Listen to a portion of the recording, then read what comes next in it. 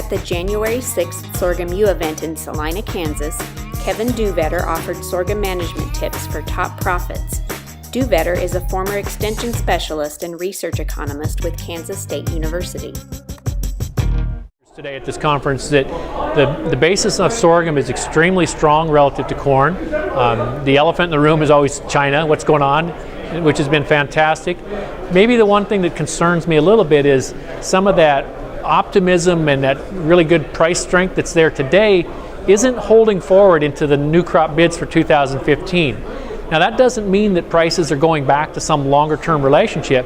It's just saying that the buyers are not willing to commit to what's going on in the market today.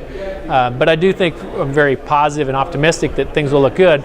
Just wish that could be offered in some of the forward bids that are being available. When I looked at the historical returns, I kind of looked at several different regions of the state. We looked at northwest Kansas, we looked at north central Kansas and south central Kansas. We also had a little bit of data from southeast Kansas.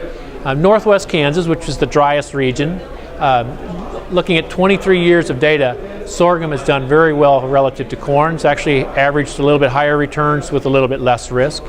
As you move eastward to the central part of the state, sorghum and corn have compared very, very similar in north central Kansas. Actually, soybeans has done a little bit better. And as we move to south central Kansas, corn actually did a little better than sorghum with these historical returns, which surprised me given that south central Kansas oftentimes is dry, short of moisture. And then once we got to the eastern part of the state, in all honesty, it was kind of hard to beat corn because it can take advantage of that extra rain. Also had a little bit of data on irrigation that we talked about, and it shows the same thing, is that in areas that are limited water, sorghum can compare quite favorably. If you've got good irrigation water, corn's still going to probably be the first crop of choice for a lot of people. If you're trying to make a comparison of corn and sorghum, one of the key drivers, at the moment we're all talking about the price, but one of the key drivers is what's the relative yields of the two. So you have to really sit down and say, given my soils, my environment, the conditions I have, what do I think my corn yields will be relative to my sorghum, or vice versa? I would argue that if we have similar prices to what we're seeing in the market today, and by that I don't mean the strong premiums for sorghum, I'm talking about the new crop bids.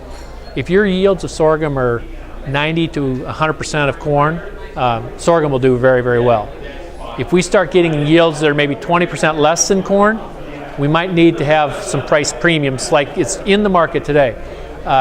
But that's important for everybody to really look at their own situation, because it's going to be very dependent on your environmental conditions, your soil types. But as a general rule, if your yields are comparable, sorghum is going to compare very well. If they're 15, 20% less, we're going to need that market to stay strong.